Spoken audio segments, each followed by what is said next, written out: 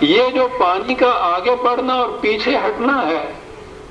اس کو عربی زبان میں رہون کہتے ہیں۔ وہ اس طرح سے پانی کے پیچھے ہٹ جانے کو کہتے ہی رہون تھے، اور رہون جب ہو جائے گا تو جہاں سے پانی پیچھے ہٹ گیا ہے یبسن تو وہاں ہو گیا نا، خشکی وہاں پیدا ہو گئی۔ تو قرآن نے کہا یہ ہے کہ وہاں جا کے یہ دیکھو، یہ مد و جزر جو ہے، ٹائڈ جو ہے، یہ جب آئے گا تو میں نے کہا ہے نا کہ وہاں سے وہ خشکی آ گئی ہوئی تھی، آگے بھی خشکی تھی جہاں نہر سویز کاٹی ہے، سامنے کی طرف سے سینا کی خشکی تھی، چھوٹا سا پارٹ تھا درمیان کا، تو اس میں جب یہ وہ مد و جزر والا پانی آئے تو اس وقت تو پانی ہوگا۔ وطرق کے معنی ہے جب پانی پیچھے ہٹ جائے اور وہاں یہ خشکی آ جائے تو اتنے میں لے کے ان کو پار چلے جاؤ، اور اس کے بعد ان کے پیچھے ان کی دیکھا دیکھی وہ قوم جو تھی جو تعاقب کر رہی تھی، فرعون کے آدمی، وہ جب آئے ہیں تو قرآن نے بتایا یہ ہے کہ اتنے میں پانی آ گیا تھا۔ بات بڑی صاف سی ہے، سمجھ میں آ سکتی ہے، قرآن کے اندر دونوں لفظ موجود ہیں۔ اس طرح سے ان کو لے کے وہ آگے گئے، اور اس طرح سے پیچھے سے یہ جو آئے فرعون کے لوگ، وہ اس طرح اس پانی میں غرق ہوئے۔ میں نے عرض کیا ہے کہ یہ جو قصہ ہے نا، سونٹا مار کر وہ دو پارٹ میں اس کا بٹ جانا،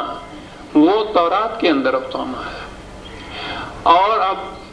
قرآن کریم نے یہ جو کچھ کہا ہے یہ تو وہ نہیں ہے جو وہ کہتے تھے، وہ تو سیدھی سی بات قرآن نے کہی ہے نا کہ راہون مد و جزر کا ہے اور خشکی کا حصہ تھا جہاں سے لے کے چلو۔ یہودیوں نے خود اپنی تورات کا جو نیا ٹرانسلیشن شائع کیا ہے 1962 میں شائع کیا، امریکہ کی تورات کی پبلیکیشن کی بہت بڑی مرکز ہے ان کا، وہاں سے یہ شائع کرتے ہیں۔ تو جو انہوں نے شائع کیا ہے تورات کا نیا ٹرانسلیشن انگریزی میں، اس میں یہ لکھا ہے کہ تحقیقات جدیدہ نے یہ بتایا ہے کہ یہ جدھر سے حضرت موسیٰ اپنی قوم کو لے کے گئے تھے وہ حصہ تھا اس شاخ کا بحیرہ کلزم کے جہاں پانی آتا تھا کبھی اور پانی چلا جاتا تھا، اور وہاں سرکنڈا اگا ہوا تھا، اس کو سی آف ریڈز کہتے ہیں۔ اب بھی اس کا نام سی آف ریڈز ہے اس حصے کا نام، حالانکہ اب یہ وہ تو کوئی بحیرہ کلزم سیدھا جا ملتا ہے، لیکن اس زمانے کے اعتبار سے انہوں نے کہا ہے کہ وہ جو سی آف ریڈز آتا ہے ہمارے ہاں، یہ حصہ تھا جہاں یہ مد و جزر کی روح سے پانی آتا تھا اور جاتا تھا، اور وہاں سرکنڈا اگا ہوا تھا۔ حضرت موسیٰ علیہ السلام اپنی قوم کو اس راستے سے لے کے سینا میں پہنچے تھے۔ یہودیوں نے اپنی تورات کے نئے ترجمے کے اندر یہ چیز لکھ دی ہے۔ یہ ہے اعجاز، یہ ہے معجزہ قرآن کا عزیزان مان، کہ 1400 سال پیشتر کے زمانے میں جب ابھی کوئی اس قسم کی جغرافیائی تحقیق نہیں ہوئی تھی، اس زمانے میں ایک ایسے خطۂ ملک میں، خطۂ ارض میں جہاں علم کی شعاعیں نہیں پہنچی ہوئی تھی، وہ تو زمانہ ہی ڈارک ایجز کا کہلاتا ہے، جہالت کا دور۔ پھر اس میں عرب کہ جہاں مکے میں بھی صرف لکھنا پڑھنا جانتے تھے 17 آدمی، اس کے اندر بھی ایک امی شخص ہے جو اس زمانے میں قبل از نبوت اتنا بھی نہیں جانتا تھا، وہ ایک بات بتاتا ہے کہ یہ ہوا تھا، اور آج 1962 میں خود یہودی اپنی تورات کا جو نیا ترجمہ شائع کرتے ہیں اس میں خود لکھتے ہیں وہ بات جو قرآن نے 1400 سال پہلے کہی تھی۔ معجزہ یہ ہے عزیزان من، یہ ہے چیز جس سے ہم کہیں گے کہ یہ کسی انسان کے ذہن کی فکر یہ کہہ ہی نہیں سکتی تھی اس زمانے کے اندر، کہیں اور نہیں اس زمانے میں کہیں ملے گی یہ بات سوائے قرآن کے۔ لیکن ہم قرآن والوں نے قرآن کے ان الفاظ کو تو چھوڑ دیا تھا، اور ہم نے بھی اسی تورات کے افسانے کے اپنے ہاں لے کے ساری تفسیروں میں یہی لکھوایا ہوا تھا جناب، ورنہ قرآن تو 1400 سال پہلے اس زمانے میں یہ بات کہہ گیا یبسن بھی کہا ہے، رہون بھی کہا ہے، دونوں کو ملا لیتے تو بات وہ آ جاتی کہ جو آج انہوں نے اپنے ہاں کی تورات کے ترجمے کے اندر لکھ دیا ہے۔ بہرحال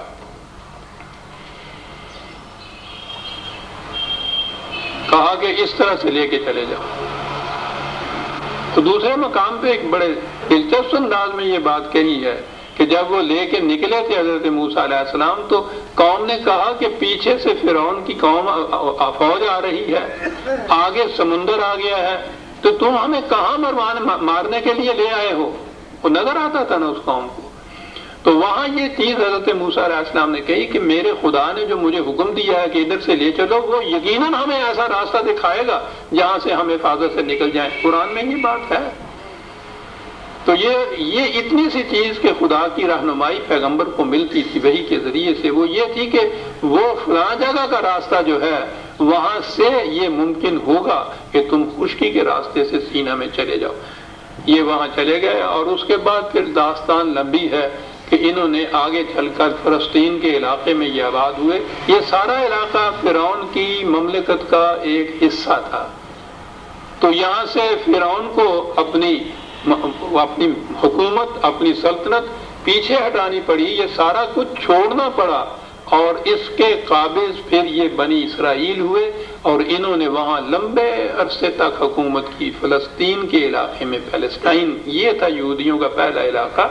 اسی لیے قرآن نے کہا ہے کم ترکوا من جنات وعیون وزروع ومقام کریم ونعمت کانوا فیہا فاکہین۔ کہا کہ انہوں نے ان کو، تم پوچھو تاریخ کے اوراق سے کہ کیسے کیسے باغات، چشمے، کھیتیاں،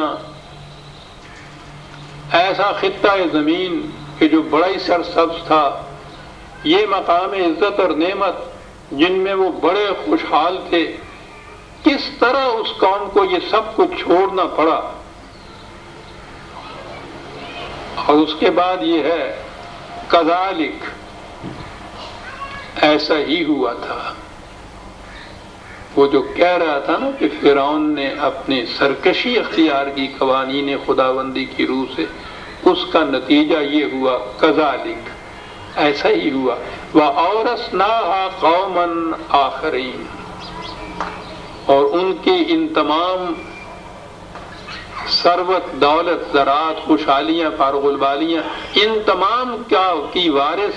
ایک دوسری قوم بن گئی، قوم بنی اسرائیل، جو ان کی غلام اور ان کی معصوم قوم تھی۔ اور آگے ہے درمیان کا قرآن کا انداز ہے فرعون کی قوم کی یہ تباہی کہ یہ سب کچھ ان سے چھن گیا۔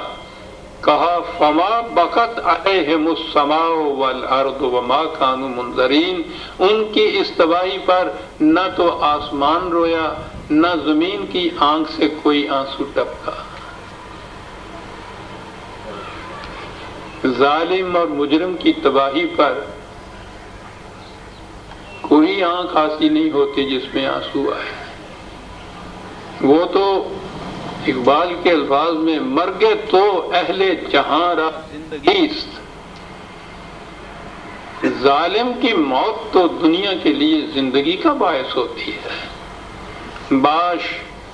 تاب بینی کے انجام تو چیست، ظالم سے کہا گیا ہے کہ تھوڑا انتظار کرو اور پھر اس کے بعد دیکھو کہ تمہارا انجام کیا ہوتا ہے۔ مرگے ہو اہل جہاں را زندگیست،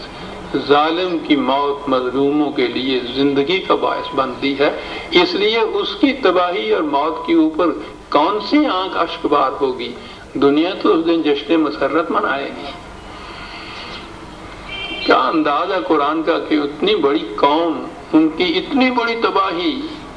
اس تباہی پر نہ آسمان رویا نہ زمین کی آنکھ میں کوئی آنسو آیا۔ وما كانوا منظرین، اور پھر ان کو